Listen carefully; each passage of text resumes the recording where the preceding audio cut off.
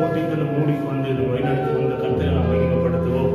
இந்த சாக்கியத்தை கொடுத்த ஊழியக்காரர்களுக்கும் நான் நன்றி சொல்கிறேன். நாம் கொஞ்ச நேரம் கர்த்தரை நாம் ஆராதிக்க போகிறோம். விடுதலையோடு கர்த்தரை ஆராதிக்க போகிறோம். ஹல்லேலூயா.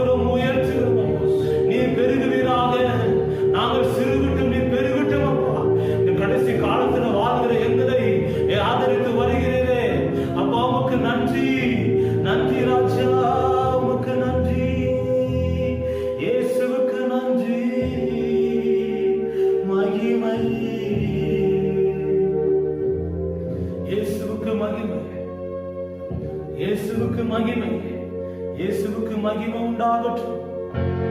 இயேசுவுக்கு மகிமை. பிரியமானவர்களே, இஸ்ரவேல் ஜனங்களை கர்த்தர் வனாந்திரத்தில் வழி நடத்தி வந்தார். அவர்கள் இரவில் அக்கினி ஸ்தம்பமாகவும் பகலில் மேக ஸ்தம்பமாக வழி நடத்தினார்.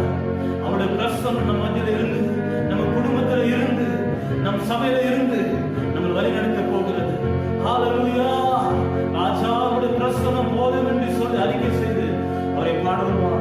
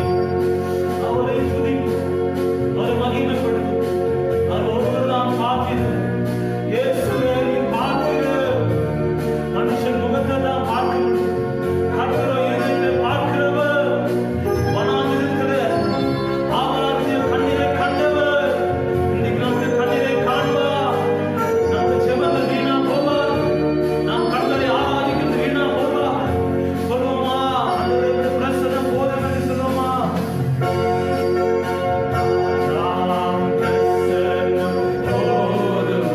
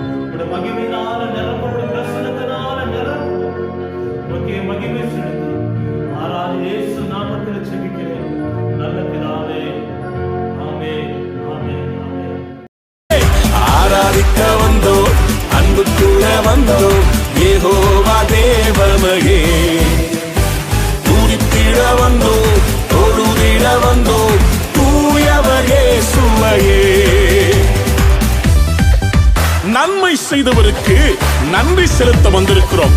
எங்கள் காணிக்கைகளை கொடுப்பதற்காக அல்ல, விதைப்பதற்காக வந்திருக்கிறோம். ஆமென், ஆமென், ஆமென்.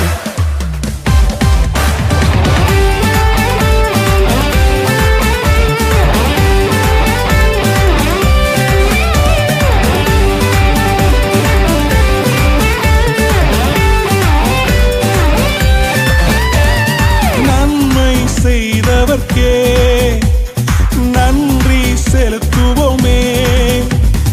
நன்மை செய்தவர்க்கே நாங்கள் நன்றி செலுத்துவோமே. எம் காணிக்கையை உம் கரங்களிலே உற்சாகமாய் விதைக்கிறோமே.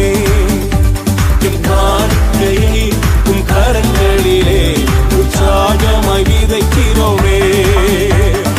ஆராதிக்க வந்தோம், அன்பு கூற வந்தோம், யெகோவா தேவனையே. Come on everybody. துதித்திட வந்தோம், தொழுதிட வந்தோம், தூயவர் இயேசுவையே. கைகளை தட்டி come on. ஆராதிக்க வந்தோம், அன்பு கூற வந்தோம். கர்த்தர் நாம் மகிமைப்படுவதாக.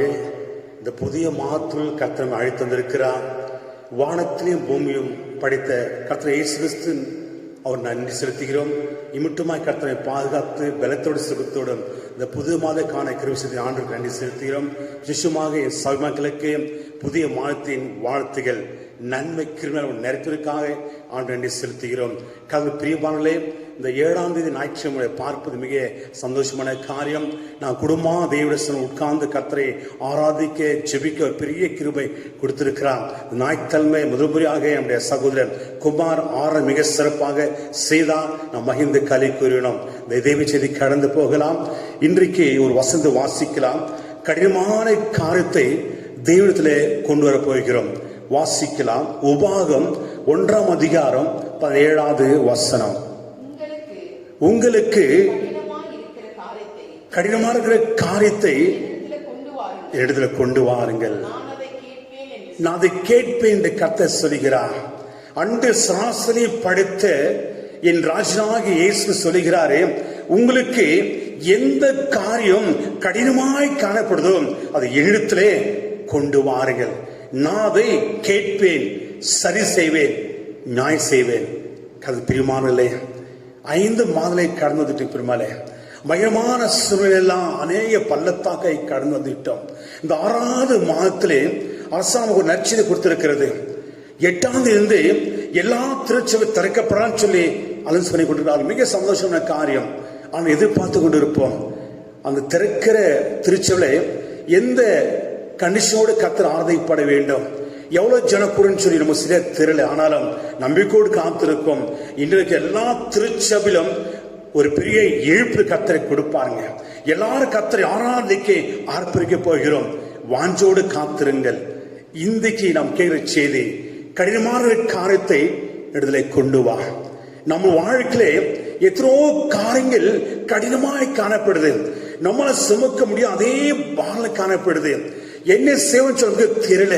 ஆனா ஆண்டவர் சொல்கிறார், உங்களுக்கு எந்த காரியம் ரொம்ப கடினமாய் காணப்படுதோ அதை இடத்திலே கொண்டு வாருங்கள்.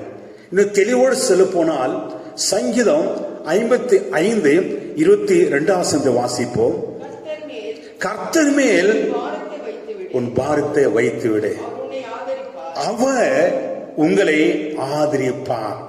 நம்முடைய பாரத்தை நம்மால சுமக்க முடியாது பெருமாள். நம்முடைய பாரத்தை நம்மால சுமக்க முடியாது. நம்முடைய பாரத்தை சுமக்க ஒரு சுமத்தாங்கே இருக்கிறாங்க, அவர்தான் இயேசு கிறிஸ்து பெருமாள். நம்முடைய எல்லா பாரத்தையும் சுமக்கிற தெய்வம் ஒரே ஒரு தெய்வம், அவர் ஸ்ரீ கர்த்தர் பெருமாள். மத்திய 12:28 சொல்றது, வருத்தப்பட்டு பாரம் சுமக்கிறே எல்லாரும் இடத்தில் வாருங்கள், நான் உங்களுக்கு இளைப்பால் தருவேன். சில மேல நம்ம அழைக்கிற இயேசு எதுக்கு அழைக்கிறாருங்க? நம்முடைய பாரத்தை சுமக்க, நம்முடைய வேதனை கண்ணீரை கழிப்பை மாற்ற நம்ம அழைக்கிறார் பெருமாள்ல. இப்படிப்பட்ட இயேசுவை ருசித்து பாருங்க. அவர் ரொம்ப நல்லவருங்க. கடினமான காரியத்தை இடத்துல கொண்டு வான்றாருங்க. எவ்வளவு நல்லவர் பாருங்க. நான் சுமக்க வேண்டிய பாரத்தை, நான் படுகிற பாடுகளை வேதனைகளை அவர் சுமக்க முடியாக நம்ம அழைக்கிறாருங்க. எவ்வளவு நல்லவர் பாருங்க. நீங்க ஒரு செய்தி தெரியுமா, உங்களுக்கு எந்த காரியம் கடினமாய் காணப்படுகிறதோ அதை இயேசு பாத்திலே கொண்டு வர போயிருமாலே. இன்றைக்கு கர்த்தர் வாழ்க்கையில் அற்புதம் செய்வாருங்க. இன்னைக்கு நம்முடைய பாரத்தை லகுவாய் மாற்றுவார். இன்றைக்கு நம்முடைய துக்கத்தை சந்தோஷம் மாற்றுவாருங்க. ஒரு பெரிய நம்பிக்கை. ஏனக்கா இயேசு மரித்த தேவன் அல்ல, மனத்தையே ஜெயித்தவர். மனத்தை ஜெயிக்கிறது சீக்கிரம் வரப்போகிறாரே அந்த இயேசு நம்ம பார்த்து சொல்றாருங்க, உனக்கு எந்த காரியம் கடினமாய் காணப்படுதோ, எந்த வாழ்க்கையிலையும் அதிகமா வேதனை கொடுத்து கொண்டிருக்கிறதோ, எந்த பாரத்தை உன்னால் சுமக்க முடியும் சொல்லி தத்தளித்து கொண்டிருக்கிறாயோ அந்த பாரத்தை என்னிடத்திலே கொண்டு வா. இன்றி கத்த ஒரு நற்செய்திங்க. இன்றி நம்முடைய கண்ணீரை களிப்பாய் மாற்றுவா, நம்முடைய துக்கத்தை சந்தோஷம் மாற்றுவாருங்க. ஒரு சின்ன சம்பவத்தை பார்க்க போகிறோம், வாசிக்கலாம். முதலாவது வைக்கிற கடன் பாரம் தெரியுமா, கடன் பிரச்சனை. அநேக குடும்பத்திலே இந்த கடன் பிரச்சனை, குடும்பத்திலே சமாதானம் இல்லை, சந்தோஷம் இல்லைங்க. இந்த கடன் எப்படி அடைப்போச்சு நமக்கு தெரியல, நமக்கு ஒரு பெரிய கடினமாய் காணப்படுதுங்க. இந்த கடன் பிரச்சனை வாழ்க்கையிலே ஒரு பெரிய பாரமாய் காணப்படுதுங்க. அது எப்படி செய்யப்படும் சொல்லி வேத சின்ன சம்பவத்தை பார்க்க போகிறோம். வாசிக்கலாம். 2 ராஜாக்கள் 4ஆம் அதிகாரம் 1வது வசனம். தீர்க்கதரிசிகளுடைய புத்திரரில் ஒருவனுக்கு மனைவியாய் இருந்த ஒரு ஸ்திரீ எலிசாவை பார்த்து அடியனாகிய என் புருஷன் இறந்து போனான், உன் அடியேன் கர்த்தருக்கு பயந்து நடந்தவன் என்பது அறிவே.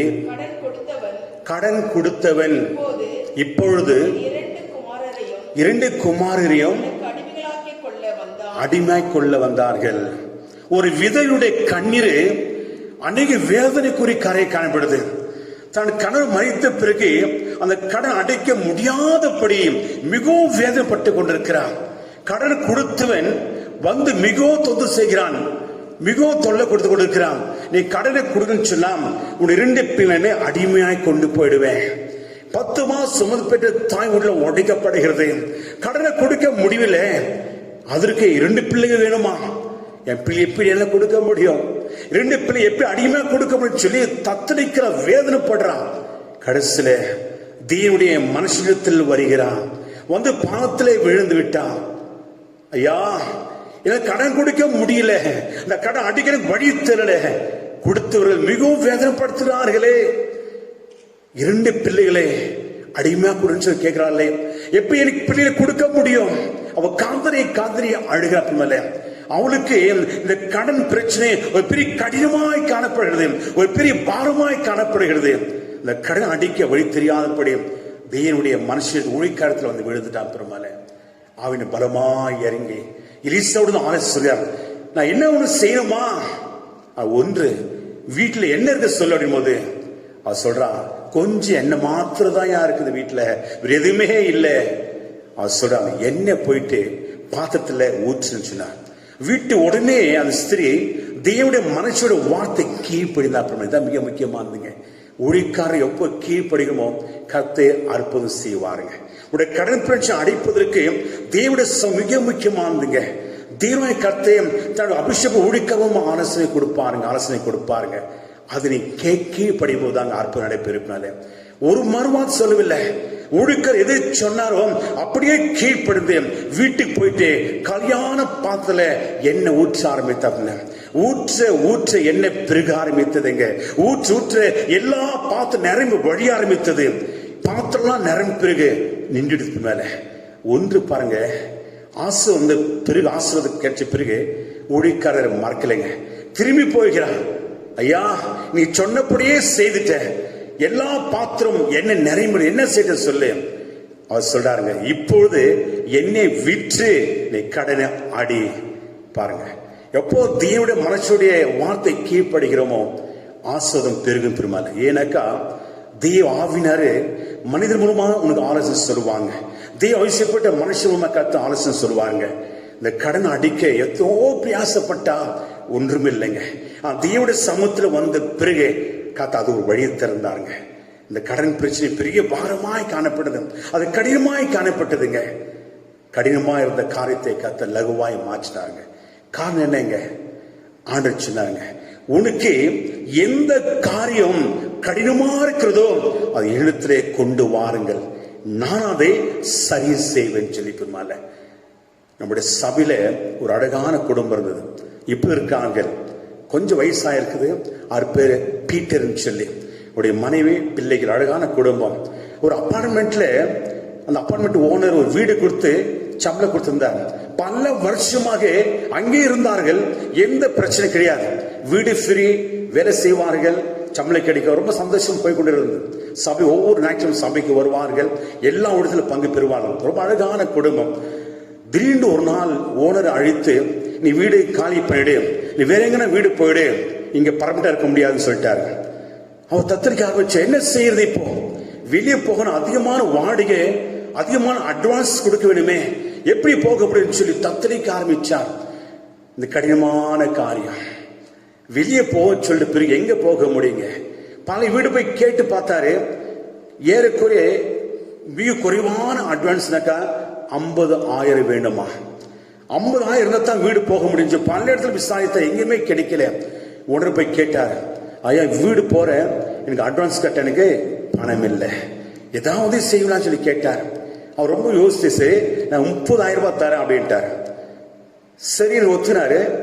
எங்கேயோ ட்ரை பண்ணாரு, எங்கேயுமே மற்ற பணம் கிடைக்கல. 20,000 ரூபாய் தேவைப்படுது. இந்த கடினமான காரியத்துல தேவனுடைய பாதத்தில் விழுந்துட்டார். ஐயா ஏசப்பா, எனக்கு ஒண்ணு செய்ய முடியலப்பா, எனக்கு 50,000 தேவை, இந்த அப்பார்ட்மெண்ட் ஓட 30,000 ரூபாய் தரேன்னு சொல்லிட்டாரு, இன்னைக்கு 20,000 தேவைப்படுது, என்ன செய்யறது? அவர் தத்தளிக்க ஆரம்பிச்சார். அந்த கடினமான காரியத்தை இயேசு கிறிஸ்துவோட பாதத்தை ஊற்றி ஜெபிக்க ஆரம்பித்தான். அது திடீர் ஒரு ஆலோசனை வச்சான், நீ பாஸ்டர் போய் சந்தின்னு சொல்லி. உடனே எனக்கு போன் பண்ணாரு, ஐயா நீ எங்க இருக்கிறீங்க பாஸ்டர்ன்னு சொல்லி. நான் சொல்லு பரல சொல்லுங்க அப்படி அப்படின்னு. அவர் சொன்னார், ஐயா நீ ஒரு 20,000 ரூபாய் தேவைப்படுது, நீங்க சபையில் அனௌன்ஸ் பண்ண நல்லா இருக்குமே அப்படின்னார். சரி நான் ஜெபம் பண்ணி சொல்றேன் அப்படின்னு. ஜெபம் ஆக்காது எனக்கு ஒரு ஞானத்தை ஆண்டவர் கொடுத்தா, ஆலோசனை கொடுத்தா. சபையிலே அனௌன்ஸ் பண்ணி ஒரு சிறப்பு காணிக்கை எடு, நான் அற்புதம் செய்வேன் அவருக்காக. எனக்கா என் சமூகத்திலே ஒரு கண்ணீரிட்டு அழுதார். அந்த கடினமான காலத்தை இவருடைய பாதத்திலே கொண்டு வந்துட்டார். அது சரி செய்வேன். அவர் ஒரு வார்த்தை சொன்னார், என் சபை மக்களை கொண்டே அவர் தேவை சந்திப்பேன்னு சொன்னார். உடனே ஞாயிற்று அனௌன்ஸ் பண்ணேன். அவர் முன்னால கூப்பிட்டேன், பீட்டர் ஐயா, ஐயா வா நில்லு சொல்லி. நம்ம சபையை சேர்ந்தவர் பீட்டர் ஐயா ரொம்ப வருஷம் சபையில் உண்மையா இருக்கிறாரு. இன்றைக்கு அவருக்கு ஒரு 20,000 ரூபாய் தேவைப்படுது, அது நாம தான் கொடுக்கணும், அதனால அடுத்த ஞாயிற்றுமே ஒரு சிறப்பு காணிக்கை எடுக்கப்படும் அப்படின்னு சொல்லி அனௌன்ஸ் பண்ணிட்டேன். அவரை கையெடுத்து நன்றி சொன்னார், நன்றி செலுத்தினார். அடுத்த ஞாயிற்று வழக்கம் போல காணிக்கை எடுக்கப்பட்டது. 2வது காணிக்கை அனௌன்ஸ் பண்ணி ஒரு பாடல் பாடும்போது காணிக்கை எடுத்தாலும் சபையில் சுந்தரையா போய் காணிக்கை எடுத்தார்கள். எடுத்து பிறகு ஜெபித்து ஒரு 10 நிமிஷத்துல கவுண்ட் பண்ணி சொன்னேன். கவுண்ட் பண்ணி முன்னே கொண்டு வந்தார். கொண்டு பண்ணி அனௌன்ஸ் பண்ணி எவ்வளவு தெரிஞ்சுங்க, 23,000 ரூபாய் இருந்தது. ஹல்லேலூயா. அந்த கடினமான காரியத்தை தேவனுடைய சமூகத்தில் ஜெபிக்கும் போது சபை மக்களை கொண்டே கத்து அற்புதமாய் அதிசயமாய் 23,000 ரூபாய் காணிக்கை வச்சுங்க. சபைக்குள் அவள் காணிக்கை வர்றதுல வாரத்துல. ஆனாக்கா தேவனுடைய சமூக ஜெபித்த பிறகு, தேவனுடைய ஆலோசனை கேட்ட பிறகு சபை மக்கள் உள்ளத்தில் கர்த்தர் பேசி எல்லாம் தாராளமாய் போட்டார்கள். அது எண்ணி பார்க்கும் போது 23,000 ரூபாய் அவர் கொடுத்த, அவர் பணத்தை கையில் வாங்கி அப்படியே அழுதுட்டார். சபை மக்களை நன்றி செலுத்தி, இதெல்லாம் சாதாரண காரியம் இல்ல, என் ஏசப்போடைய கிருபை அப்படின்னாருங்க. ஏன்னாக்கா நம்ம எந்த காரியம் கடினமாய் காணப்படுதோ அந்த காரியத்தை தேவனுடைய பாதத்தில் வைக்கும் போது கர்த்தர் அற்புதம் செய்வாருங்க. ஒன்று, தேவனுடைய ஆலோசனைக்கு நாம் கீழ்ப்படி வேண்டிங்க. தேவ ஊழியக்காரன் சொல்லி அசட்டை செய்யக்கூடாது. கர்த்தர் எப்படியாவது கிரியை செய்வாருங்க. அந்த ஆலோசனை கேட்டு பிறகு அவர் சந்தோஷமா போயிட்டு 50,000 ரூபாய் கட்டி 3,000 ரூபாய் செலுக்கு வைத்துக் கொண்டாருங்க. பாருங்க எவ்வளவு அற்புதம் பாருங்க. இன்றைக்கு நம்முடைய வாழ்க்கையில எந்தெந்த காரியம் கடினமாய் காணப்படுகிறதோ தேவனுடைய சபையை கொண்டு வாருங்க. அவர் சரி செய்வாங்க, அவர் நியாயம் செய்வாருங்க, அற்புதம் செய்வாருங்க. 2வது பதிவு வாசி போகிறோம், வாசிக்கலாம். 2 ராஜாக்கள் 19ஆம் அதிகாரம் 14வது வசனம். எசேக்கியா சனாதிபதியுடைய கையில் இருந்து நிருபத்தை வாங்கி வாசித்த பின்பு அவன் கர்த்தருடைய ஆலயத்துக்கு போய் கர்த்தருடைய பாதத்துல வைத்து விரித்தானா. பாருங்க, எசேக்கியா சனாதிபதியில ஒரு பத்திரத்தை வாங்குறாரு, நிருபத்தை வாங்குறாரு, வாசிக்கிறாரு, அதிர்ச்சி ஆயிட்டாரு. எதிரிகள் அவனை தாக்கும்படியாக நிருபத்தில் எழுதி இருக்கிறது. அது மாத்திரே எசேக்கியா ஆராதிக்க தேவனே தூஷித்து எழுதியிருக்கிறார்கள். உன்னை படையெடுத்து வந்து உன் ராஜ்யத்தை அழிக்கிறேன்னு சொல்லி எழுதிட்டார்கள். இந்த நிருபத்தை வாசித்த பிறகு ராஜாக்கு உள்ளம் உடைக்கப்பட்டது. இந்த செய்தி ராஜாக்கு கடினமாய் காணப்பட்டது, ஒரு பெரிய பாரமாய் காணப்பட்டது. என்ன யுத்தம் செய்ய முடியாது, எப்படி அந்த படையோட எதிர்த்து நிற்க முடியும்? அது மாத்திர என் தெய்வத்தை நிந்தித்திருக்கிறான்னு சொல்லி உள்ள உடைக்கப்பட்டு இந்த கடினமான காரியத்தை என்னால எதுவுமே செய்ய முடியாதுன்னு சொல்லி நிருபத்தை கொண்டு எங்க போற தெரியுமா? தேவனுடைய ஆலயத்துக்கு போறாருங்க. தேவனுடைய பாதத்திலே நிருபத்தை வச்சிட்டாரு. ஆண்டவரே, நிருபத்தை பாருப்பா, எழுதுற ஒவ்வொரு காரியத்தை பாரு. நீ சொன்னீரே, உன் எந்த காரியம் கடினமாய் காணப்படுதோ இடத்துல கொண்டு வா சொன்னீரே. இந்த காரியம் கடினமாய் காணப்படுது ஆண்டவரே. என்னை மேற்கொள்ள சத்துரு போல் வெள்ளம் வந்து கொண்டிருக்கிறதே, என்னை அழிக்க முடியாது. அநேக ராஜர்கள் எழுப்பி கொண்டிருக்கிறார்களே, என்னால யுத்தம் செய்ய முடியாது. நீங்க ஒருவரை யுத்தத்தின் வீரர், நீ ஒருவர்தான் யுத்தம் செய்ய முடியும், நீ ஒருவரை ஜெய் கொடுக்க முடியும் சொல்லி நம்பிக்கையோடு அந்த பத்திரத்தை நிருபத்தை வைத்துட்டான். பெருமாள் கர்த்தர் பார்த்தாரு, வாசித்தாருங்க, எழுந்தாரு. கர்த்தர் எழுந்து எல்லா எதிரிகளையும் முறியடித்து ஜெயித்த கொடுத்தாருங்க. எசேக்கியா ராஜாக்கு ஒரே ஆச்சரியம், நான் எதுவுமே செய்யல, யுத்தம் செய்யல, சண்டை எதுவுமே போடல, நிருபத்தை தேவனுடைய பாதத்தில் வச்சுட்டேன், தேவ ஆலயத்தை சென்று வைத்துட்டு அவ்வளவுதாங்க. அவர் எல்லாம் பார்த்து கொண்டாருங்க. யெகோவா ஆயர் எல்லாம் பார்த்து கொள்வாருங்க. நிச்சயமாறு உனக்காக யுத்தம் செய்வன் ஆண்டவர் உனக்கு உருவமாக எழும்புகிற எல்லா நாவலுக்கு கத்த முறியடிப்பாருங்க. நீ எது கொடுத்த கலங்காதீங்க. எந்த காரியம் உன் வாழ்க்கையிலே கடினமாய் காணப்படுதோ அதை கொண்டு வாங்க. ஒரு சம்பவத்தை வாசிக்கப்பட்ட ஒரு தேவ ஊழியர் அபிஷேக தேவதாசன், ஒரு போதகர் சபையில செய்தி கொடுத்துட்டு வெளியே வரும்போது திடீர்னு 3 பேரும் பயங்கரமான அசிங்கமான திட்டி அடிச்சு விட்டாங்க, கீழே அடிச்சு தள்ளிட்டாங்க. யார் சபையெல்லாம் போயிட்டு இருந்துச்சு, ஒருத்தர் மாத்திரம் தான் அவர் காயத்தோடு கீழே வீழ்ட்டாருங்க. இந்த 3 பேர் எட்டி உடைச்சு அசிங்கமா திட்டிட்டு 3 பேர் யாரும் தெரியாது போயிட்டாங்க. இவர் எழுந்து உட்கார ஆரம்பிச்சார். ஆண்டவரே, இப்ப தானப்பா உங்களுடைய வார்த்தை பகிர்ந்து கொண்டு சமானத்தோடு வெளியே வந்தேன், இந்த 3 பேர் யாரும் தெரியல அடிச்சு அசிங்கமான வார்த்திட்டாங்களே, இது எனக்கு கடினமாய் காணப்படுது ஆண்டவரே, இந்த வார்த்தைகள் பாரமாய் காணப்படுது ஆண்டவர் சொல்லி அவரு சபைக்குள் வந்து உட்கார்ந்து அழ ஆரம்பிச்சாருங்க.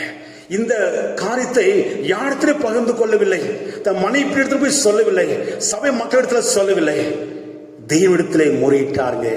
ஏனப்பா அந்த சம்பவம் நடந்தது, என்ன குற்றம் செய்தேன், என்ன பாவம் செய்தேன், யாரும் 3 பேர் அடித்தார்களே, அசிங்கமான வார்த்தை திட்ட ஆரம்பித்தார்களே, என்ன தாங்க முடியல ஆண்டவரே. அசிங்கமான வார்த்தைகள், அவதூறமான வார்த்தைகள், எட்டி உடைச்சானே, எட்டி உதைத்தாரே, என் கடினமாய் காணவிடுதப்பா, என் உள்ள உடைக்கப்பட்டதே, ஆண்டருக்காக ஊழி செய்து கொண்டது, எனக்கு ஏன் இப்படிப்பட்ட சமம் சொல்லி அவர் தேவனுடைய சமத்திலே அழுதாருங்க. அழுத்துட்டு வீட்டுக்கு போனாரு. சமாதானம் இல்லை, ஏதோ பறி கொடுத்து போற இருந்துச்சு. மனை கேட்டா என்னங்காச்சு, அவர் வாயை திறக்கல, மௌனத்தோடு இருந்தாருங்க. மாலை நேரம் வந்ததுங்க. அவர் வெளியே போகும்போது ஒரு மனுஷன் ஓடோடி வந்தான். வந்து உடனே காலில் விழுந்துட்டா, ஏன் நீ மன்னிச்சுன்னு சொல்லி கதறி அழுதான். ரொம்ப புரியல. அவன் தூக்கி நிச்சு, தம்பி நீ யாருப்பா, என்னப்பா ஆச்சுன்னு கேட்டார். அவர் சொல்ல ஆரம்பித்தார், ஐயா நேற்று காலையில் நாங்கள் 3 பேர் வந்து உங்களை திட்டி அடிச்சு ஞாபகம் இருக்குதா? ஆமா அப்படின்னா. 3 பேர் நாங்கள் போய்கொண்டு இருக்கும் போது ஒரு பஸ் வந்து இடிச்சு ஒருத்தர் ஸ்பாட்லயே செத்துட்டாரியா, இன்னொருத்தர் பலமா தான் அடிபட்டு ஹாஸ்பிட்டல் அட்மிட் பண்ணி அவர் மென்டல் ஆயிட்டாருங்க. நான் மாத்திரம் தப்பிச்சிட்டேன். நான் உணர்ந்தேன், ஊழிக்கார திட்டதுனால, ஊழிக்கார அடிச்சதுனால இந்த சம்பவம். ஒருத்தர் மறிச்சிட்டான், ஒருத்தர் மென்டல் ஆயிட்டான், நான் மாத்திரம் தப்பிச்சிட்டேன். எனக்கா நீ பிரசங்கிக்கிற இயேசு உண்மையுள்ள தேவன் சொல்லி அறிந்து கொண்டேன். என் ஜீவனெல்லாம் இயேசு மெய்யா தேவன் சொல்லி அறிக்கை செய்ய போகிறேன். நான் பிரசங்கம் பண்ண போறேன்னு சொல்லி தன் வாழ்க்கை அர்ப்பணிச்சுட்டு ஒழிக்கனாய் மாறின பெருமாளே, நம்ம எந்த காரியம் கடினமாய் காணப்படுதோ தேவனுடைய சமூகத்துல கொண்டு வாங்க. அநேக பலரும் பேசலாம், ஒழிக்காரத்தை குறை சொல்லலாம், இது வந்து ஜெபித்தாரு ஆசீர்வாதம் போச்சு சொல்லலாம். கவலைப்படாதீங்க. ஒழிக்கார ஜெபித்து ஆசீர்வாதம் போச்சு சொல்லி சரித்திரமே இல்லை பெருமாளே. ஒழிக்கார் அல்ல, ஒழிக்கார் உண்டாகிற கத்தத்தாங்க அவர் கூட வருவாருங்க. ஒருவர் ஒரு வீட்டுக்கு போய் ஜெபம் பண்ணும்போது அந்த வீடு பாத்திரமா இருந்தால் ஜெபித்த ஜெபம் கேட்கப்படும். இல்லைன்னு சொன்னா வீடு பாத்திரம் இல்லாத இருந்தால் ஜெபம் தானா வந்திருப்பின் மேல. அது ஊழியக்காரோட தவறு இல்லை, அந்த குடும்பத்தோட தவறு மேல. நீ சொல்லலாம், இந்த பாஸ்டர் வந்தார் வீட்டுக்கு ஜெபம் பண்ணாரு இன்னும் ஆசீர்வாதம் ஒண்ணுமே யோசிக்கலாம் பெருமாளே. ஜெபம் நீ உருப்புதாங்க சாட்சி. நீ 5 போகாத ஜெபம் காத்து வந்தே அதான் சாட்சி பெருமாளே. அந்த 3 பேர்ல ஒருத்தர் கதை சாட்சியா எழுப்பினாரு, இயேசுவே மெய்யா தேவன் சொல்லி பலருக்கு அறிவிக்க இந்த 3 பேர் ஒருத்தரை தெரிந்து கொண்டாருங்க. ஊழியக்காரர்களை அல்பமா எண்ணாதீங்க. ஊழியக்காரருக்காக இயேசு யுத்தம் செய்வாருங்க, வழக்காடுவாருங்க, அவர் பரிந்து பேசுவாருங்க. இந்த கடினமான காலத்து ஊழியக்காரர் தேவனுடைய சபையில கொண்டு வந்தாருங்க, கதை நியாயம் செய்தாருங்க, அற்புதமா நடத்த ஆரம்பித்தாருங்க. 3ஆவது வாசிக்க போகிறோம். அப்போஸ்தலர் 12ஆம் அதிகாரத்திலே 5வது வசனம். அப்படியே பேதுரு சிறைச்சாலை காக்கப்பட்டு இருக்கையில் சபையார் அவனுக்கு ஊக்கத்தோடு ஜெபம் பண்ணி கொண்டிருந்தார்கள். 7ஆம் வசனம். அப்பொழுது கர்த்தருடைய தூதன் அங்கே வந்து நின்றான். போடுங்க பாருங்க, சபை யார சேர்ந்து ஜெபிக்காரங்க எதுக்காக? தன் வழியெடுத்திருந்த ஊழியக்கார பேதுரு சிறைச்சு அடைக்கப்பட்டு விட்டார்கள். ராஜாட்ட போய் பேசி யாருக்கு தைரியம் இல்லை, துணிவு இல்லை பெருமாள். சிறைச்சு அடைக்கப்பட்டார்கள். சபையாய் கூடி ராஜாட்ட போய் பேச யாருக்கு தைரியம் இல்லை. நான் ஒன்று செய்ய முடியுமே, சபையாய் கூடி பரலோகத்துக்கு பார்க்க முடியுமே, இந்த கடினமான காரியத்தை தேவனுடைய சமூகத்தில் ஜெபிக்க முடியுமே. வேற்றுவது பேதுருவை சிறைச்சாலை அடைக்கப்பட்டு இருக்கையிலே சபையாய் கூடி ஜெபிக்க ஆரம்பித்தார்கள். அப்பொழுது தேவ தூதன் சிறைச்சாலைகள் இறங்க ஆரம்பித்தாங்க. இறங்கி பேதுரு தட்டி எழுப்பி வெளியே கொண்டு வந்தாருங்க. சிறைச்சாலை கதவு தானா திறக்கப்பட்டிருக்குமல்ல. காரணம் என்னங்க? இந்த கடினமான காரியத்தை, இந்த பாரமான காரியத்தை தேவனுடைய பாதத்துல வைத்து ஜெபிக்க ஆரம்பித்தால் பெருமாள். நம்முடைய வாழ்க்கை ஒரு சிறைச்சாலை போல காணப்படுதான். உடைய கணவன் குடிப்பழக்கத்திலிருந்து ஒரு சிறைச்சாலை அடைக்கப்பட்டிருக்காரா? உடைய பிள்ளைகள் தாரமான ஓடிக்கொண்டு ஒரு சிறைச்சாலை போல அடைக்கப்பட்டிருக்கார்களா? குடும்பமாக தேவ சமூகத்திலே அர்ப்பணி ஜெபிங்க. இந்த கடினமான காரியத்தை என்னால முடியலப்பா, என்னுடைய கணவனை திருத்த முடியல, என் பிள்ளை திருத்த முடியலன்னு சொல்லி இந்த கடினமான காரியத்தை தேவனுடைய பாதத்துல வைத்து ஜெபம் பண்ணுங்க. பரலோகம் திறக்கப்படும். தெய்வ தூது இறங்குவாருங்க. அவர் இறங்க போதுங்க எல்லா கட்டைகள் அறக்க முடியும் பெருமாள், அறக்க முடியும். ஆண்டவர் சொல்றாரு, உனக்கு எந்த காரியம் கடினமாய் காணப்படுதோ இடத்துல கொண்டு வா. வருத்தப்பட்டு பாரம் சுமக்கிறவர்களே எல்லாரிடத்தில் வாருங்கள், நான் உங்களுக்கு இளைப்பால் தருகிறேன் பெருமாள். எந்த பாரத்துல வாழ்ந்து கொண்டிருக்கிறாய், எந்த வேதனையோடு ஓடிக்கொண்டிருக்கிறாய், எல்லா காரியத்தையும் தோல்வியை தொழிற்சி யோசித்துக் கொண்டிருக்கிறாயா? வாழ்க்கையை செழிப்பாக மாற்ற ஒருவர் உண்டை பெருமாளே. அவரிடத்துல உன் குறையை சொல்லு பெருமாளே. கேளுங்கள் கொடுக்கப்படும், தட்டுங்கள் திறக்கப்படும் ஆண்டு வருங்க. நீ கேளுங்க, எல்லா உரிமை கர்த்தர் கொடுத்திருக்காருங்க. என்ன உரிமை தெரியுமா? பிள்ளைகள் ஆக முடிய அதிகாரத்தை கொடுத்திருக்காருங்க. அதற்கு நீங்க இயேசுவை முழுமையா விசுவாசிக்கப்பட வேண்டும், முழுமையா நம்பப்பட வேண்டிய மேல உன் வாழ்க்கை எந்த காரியம் கடினமானாலும் பரவாயில்ல, எந்த காரியம் பாரமா இருந்தாலும் பரவாயில்லைங்க, பாத்திர கொண்டு வாங்க. சொல்லுங்க, ஆண்டவரே இந்த காரியம் வாழ்க்கையில ரொம்ப கடினமாய் காணப்படுதப்பா, இந்த பாரமான காரியத்தை என்னால் எதுவுமே செய்ய முடியாது சுவாமி, நீ அர்த்தம் செய்யுங்கப்பா. இது வாழ்க்கையிலே ஒரு அதிசயம் சொல்லி ஜெபிங்க, கதருங்க. அவர் நல்லவர், அவர் கிருபை என்று முடிக்கும் வாழ்க்கையிலே அற்புதம் செய்வாருங்க, அற்புதம் செய்வாருங்க. வாழ்க்கையிலே கடன் பிரச்சனை ஒரு பெரிய பாரமாய் காணப்படுதா? அனைவருடைய வார்த்தையினால் நாம் நொந்து போயிருக்கிறோமா? அல்லது நம்முடைய வாழ்க்கை குடும்பம் சிறைச்சு அடைக்கப்பட்டிருக்கிறதா? எந்த காரணம் தான் பரவாயில்லைங்க, தேவனுடைய சமூகத்திலே அர்ப்பணிப்போடு ஜெபுங்க, கர்த்தர் கேட்பார், அர்ப்பணம் செய்வாங்க. அவர் சொல்றார், நான் உங்களை அதிசலை காண செய்வேன் ஆண்டவன். நிச்சயமா செய்வாருங்க, நிச்சயமா செய்வாருங்க. எப்போதுங்க உடைய பாரத்தை கர்த்தர் மேல் வைக்கும் போதுங்க. அவர் சொல்கிறாரு, நீங்கள் ஒன்றுக்கும் கவலைப்படாதபடி எல்லாவற்றையும் நன்றியோடு தேவனுக்கு தெரியப்படுத்துங்கள். அப்போது எல்லாவற்றையும் மேலான தேவ சமாதானம் நம்முடைய இருதயம் சிந்தனையும் கிறிஸ்துக்குள் காத்துக்கொள்ள முடியும் பெருமாள். இன்று இந்த ஞாயிற்றுக்கிழமை முதல் மாதத்துல வந்திருக்கு, முதல் வாரம் பெருமாள் வந்திருக்க பெருமாள். தேவனுடைய சித்திருந்தா அடுத்த ஞாயிற்றுக்கிழமை திருந்து கொடுக்கப்பட முடியும் பெருமாள். அவனோடு காத்து ஜெபிங்க, காத்து அதுக்கு எல்லா தடையும் முறியடித்து வரை ஞாயிற்றுக்கிழமை கர்த்தருடைய சரித்தியம் ரத்தத்தை புசி கதை பெரிய கிருபை கொடுப்பாருங்க. நம்பிக்கையோடு ஜெபங்க, அவரோட உடன்படிக்கை செய்து மிக முக்கியமானது பெருமாள். 3 மாதம் ஆச்சு திருந்து எடுக்காதபடி பெருமாள். ஆனா கர்த்தர் சமூகத்திலே காத்திருப்போம், அவர் பாத்திலே ஐக்கியமாகும் பெருமாள். கர்த்தர் நல்லவே, அவர் கிருபை என் சொல்லுது. ஜெபிக்கலாமா? அப்படியே கண்ண மூட போகிறோம் பெருமாள். அப்படி இருக்கிற இடத்துல அப்படியே கண்ணில் மூடி ஜெபி போகிறோம். நீ கர்த்தர் சொல்கிறார், உங்களுக்கு எந்த காரியம் கடினமா இருக்கிறதோ அது இடத்திலே கொண்டு வாருங்கள், நான் அதை கேட்டு அது சரி செய்வச்சு ஆண்டுவேன். கர்த்தர் மேல் பாரத்தை வைத்து விடு, அவர் உங்களை ஆதரிப்பார்.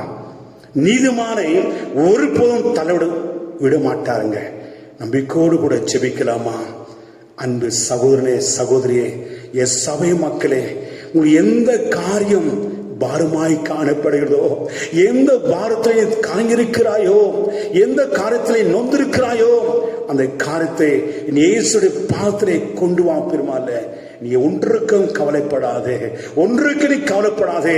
உன் அழைச்சாண்டுவே மரணத்தை ஜெயித்தவே இன்றைக்கும் சூழல் உள்ளாய் கொண்டிருக்கா பெருமாள். உடைய வீடு இன்னைக்கு தேவ வீடாய் கத்த மாற்றிருக்காரு. உடைய வீடு இன்னைக்கு ஒரு ஜெபராய் கத்த மாற்றிருக்காரு. அதிகமான ஆராதனை கேட்டுமே இந்த தெய்வ சின்ன கத்த நம்மோட பேசி கொண்டிருக்காரு பெருமாள், பேசி கொண்டிருக்காருங்க. எத்தனை குடும்பம் இன்னைக்கு தேவனுடைய ஆராதனை அசத்தை செய்தார்கள் எனக்கு தெரியல. நான் பரலோகம் பார்த்து கொண்டிருப்பேன். உண்மையா கத்தர் ஆராதனை பங்கு பெற்று இருக்கோம்னா வாழ்க்கையில கத்த பிரயாசத்தை நிச்சயமா கொடுப்பாருங்க. யாரெல்லாம் இந்த ஆராதனை அசத்தை செய்து தூங்கி கொண்டிருக்கார்களோ, வீணான கதை அடிச்சு கொண்டிருக்கார்களோ, அவர்களுக்கு ஐயோ பெருமாள். யோசிங்க, அந்த சாபமுக்கு வேண்டாம் பெருமாள். கர்த்தர் நம்மை ஆசீர்வதிக்கவே இந்த பூமிக்கு வந்தாரல்லவா, தேவ ஆசீர்வாதத்தை பெற்றுக்கொள்ள போகிறோம்ல. ஜெபிக்கலாமா? பரிசுத்தமில்ல பிதாவே, வானத்திலும் பூமியிலும் சகல அதிகார படைத்த எங்கள் ராஜாதி ராஜனே, உங்களுடைய வார்த்தைகளோட பேசினேன். ஒவ்வொரு ஜீவனுள்ள வார்த்தைக்காக உங்க நன்றியோட துதிக்கிறப்பா. என் சபை மக்கள் ஒரு சை கண்ணைக்கு பாருங்க, எத்தனோ காரியத்தினைக்கு உடைந்திருக்கலாம்ப்பா, எத்தனோ காரியத்தினைக்கு உள்ளம் உடைக்கப்பட்டிருக்கலாம் சாமி. ஆனால் சொன்னேன் கடினமான காலத்தை கொண்டு வாச்சிருப்பா. இன்றைய சபை மக்கள் உடைய பாத்திரை அர்ப்பணிக்கின்றார்களே, எந்தெந்த காரியம் கடினமாய் காணப்படுதோ அந்த காரியத்தை ஒரு ஜெயித்திரை கொடுப்பிற்காக மக்கள் நன்றி, ஒரு வெற்றியை கொடுப்பிற்காக மக்கள் நன்றி. தெய்வ வல்லமை ஒவ்வொரு கூடாரத்திலே இறைக்கொண்டு இருப்பதற்காக உங்க நன்றியோடு துதிக்கிறப்பா. அவனை பலமா இறைக்கொண்டு இருப்பதற்காக மக்கள் நன்றி சாமி. பரிசுத்த வல்லமை இப்போது இறங்கியிருப்பதற்காக உமக்கு நன்றி. எல்லா சத்துரு கிரியிலும் இயேசு நாம விலகுவதாக. எந்த வாதையும் எந்த பொல்லாப்பும் என் சபை மக்கள் அணுகாதபடி விளைத்திருப்பதற்காக மக்கள் நன்றி சாமி. என் சமூக எல்லா தேலுமாய் நீ சந்திங்கப்பா, சந்திங்க. பலமா இருக்கிற ஒவ்வொரு சரித்தை கண்ணுக்கு பாருங்க, வியாதி படுகளை படுத்திருக்கிற ஒவ்வொருமாய் கண்ணுக்கு பாருங்க. இப்போது அந்த வல்லமை இறங்குவதாக. சுகமளிக்கிற வல்லமை இப்போது ஒவ்வொரு சரித்திலே ஒவ்வொரு நரம்பு எலும்புல இறங்கிட்ட சாமி. வியாதியின் படுக்கை முற்றுமாய் மாற்றுங்கப்பா. நீ சுகத்தை கொடுப்பதற்காக உமக்கு நன்றி சுவாமி. நீங்கள் விசுவாசித்தாம் தேவனுடைய மகிமை காணப்படும் ஆண்டு சமூகங்கள் விசுவாசத்தோடு காத்திருக்க முடியாது. நீ கிருபை செய்யப்பா. யாருக்கெல்லாம் இந்த கடன் பிரச்சனை பாரமை காணப்படுதும் இந்த கடனை அடிக்க முடியாது ஒரு வழிவாசல் தர்றங்கப்பா. தர சுவாமி நீ ஆலோசனை கொடுங்கப்பா. சீக்கிரத்திலே சமூகங்கள் காணப்படுற எல்லா கடன் பிரச்சனை விடுதலை கொடுப்பதற்காக நன்றி சுவாமி. எந்த நிந்தையில் அவமான கேலி பிரயாசந்து நீ விடுதலை கொடுப்பதற்காக உமக்கு நன்றி சுவாமி. சிறைச்சாலை இருக்கிற என் சமூகங்களை வெளியே கொண்டு வருவதற்காக உமக்கு நன்றி சுவாமி. இதை செய்தி கேட்டு ஒவ்வொருமாய் நீ ஆசீர்வதிப்பதாக. தேவனுடைய கரம் பலமாய் இறங்கி என் சபை மக்களை 1000 மடங்கம் நீ ஆசீர்வதிங்கப்பா. தேவனுடைய சித்திரம்தான் வருகிற ஞாயிற்றுக்கிழமை திருவிருந்துல பங்கு பெற்று ரொம்ப உடன்படிக்கை செய்ய உதவி செய்யுங்கப்பா. அதுவரைக்கு எங்களை பாதுகாத்துக் கொள்ளுங்க. துதி கன மகிமெல்லாம் உமக்கு ஒருவருக்கே செலுத்துகிறோம். இயேசு நாமத்துல ஜெபிக்கிறோம் பிதாவே, ஆமென். என் ஆத்துமாவே கர்த்தரை ஸ்தோத்திரியும், என் முழுமே பரிசுத்த நாமம் ஸ்தோத்திரியும். என் ஆத்துமாவே கர்த்தரை ஸ்தோத்திரியும், கர்த்தர் செய்த சகல உபகாரங்களையும் மறவாதே. ஆமென். நம்முடைய கர்த்தராகிய இயேசு கிறிஸ்துவின் கிருபையும் பிதாவின் அன்பும் பரிசுத்தனுடைய ஐக்கியமும் சமாதானம் சந்தோஷம் வழிநடத்தல் ஆசீர்வாதம் இன்றும் என்றும் சதா நாட்களிலும் நம்மோடு கூட ஜெஷமாய் நம் வாழ்கின்ற முழு பகுதியோடும் நம் தேசத்தோடு கூட நிலைத்து நிற்பதாக. ஆமேன், ஆமேன். கர்த்தர் உங்களை ஆசீர்வதிப்பாராக. ஆமேன்.